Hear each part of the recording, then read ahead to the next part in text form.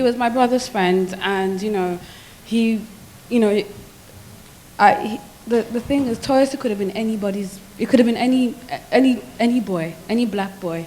You know that.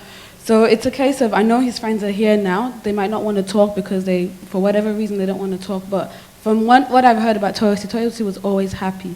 He always looked after people. He always looked up for people, especially my brother. My brother would tell me that he looked up after him, and you know, he was always smiling. He always had a smile on his face.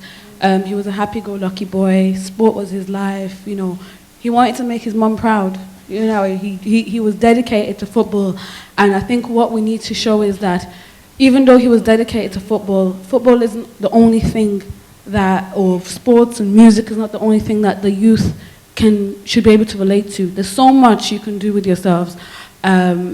Just show dedication. Show if you're good at maths. I'm not good at maths. Ask my brother. I get a headache when I see numbers.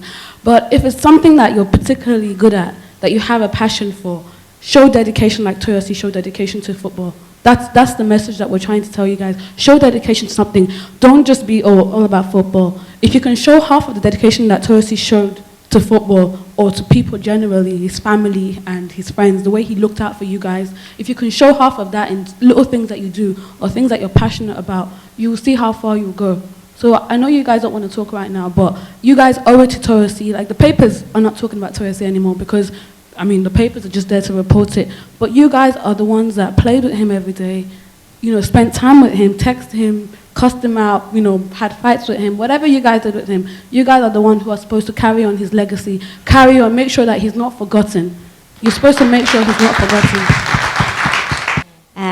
I live in Tyrrelstown, which I have to say, it has its cracks, as every area does.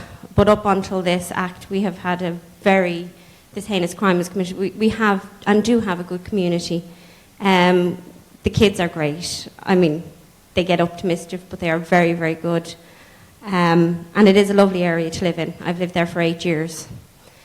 I think the thing as well from Toyosi that we have to learn of what happened to him. First of all, the two men that committed this crime were not from our community. They came into our community and committed this crime and shattered what peace we did have and stole a lovely young man's life who had so much potential.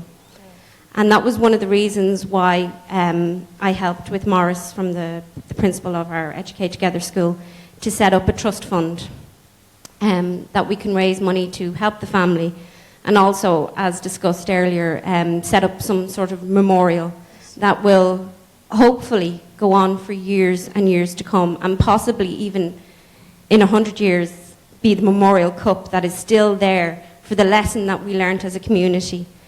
As an Irish woman, I have to say that, you know, integration in Ireland is definitely needed. It is something that we're in the first sort of infancy